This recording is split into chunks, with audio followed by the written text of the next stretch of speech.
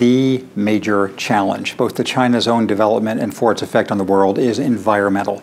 Water is a problem, heavy metals are a problem, air pollution is the most visible problem, usually in a literal sense. You saw in 2013 the first indications of something not known before in the world, which is childhood cases of lung cancer. And so I think that there is nothing of more elemental importance in any political system than the welfare of your children. And if you think that especially in a one-child society, your children will be born with birth defects, or they'll die in childhood from lung cancer, or their futures will be blighted because of pollution, I think this has made it a political issue in addition to an economic one. In any country, the "are you better off" question is the main one for political stability.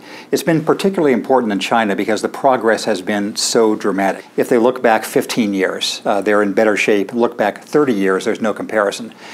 But it's starting to be the case on a number of fronts. If they look back 2 years or 5 years, they're not sure they're better off. The environment is the worst and worsening problem. It's the main threat to the "are you better off" question, which matters in China as it does anywhere else. And I think not just for economic development, but for political stability, this is the main challenge for the Chinese government to deal with. It seemed to me that for all the difficulties that beset an American president or a German chancellor or a British prime minister or any other leader you can think of, the challenges for the Chinese leadership are worse. For the Chinese leadership, it's the fact that on the one hand, they have a still, on average, very poor country. They still have plans for bringing hundreds of millions of people into their cities, and that means more of everything, including energy.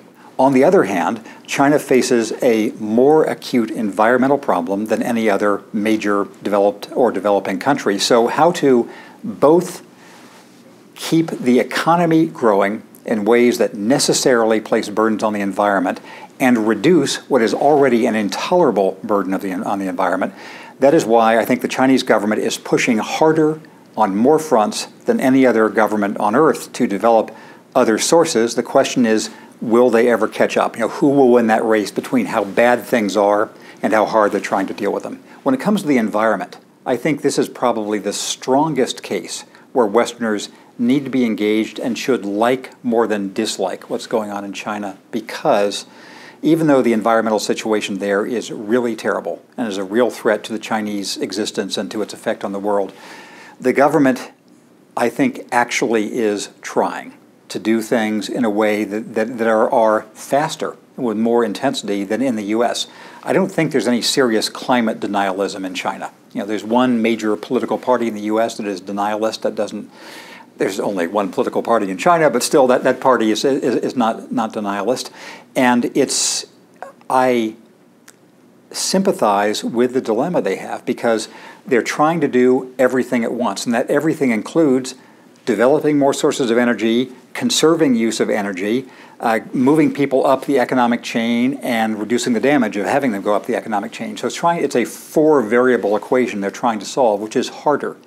The government, I think, actually is trying to do things in a way that are faster, with more intensity than in the U.S. We have to do something, and it's a question of what is the least bad of the realistic options for a poor country that is determined to become richer, as any country would. You can feel one way about fracking in the Marcellus Formation in the United States. I think you need to look at the Chinese situation with the choices that are available there.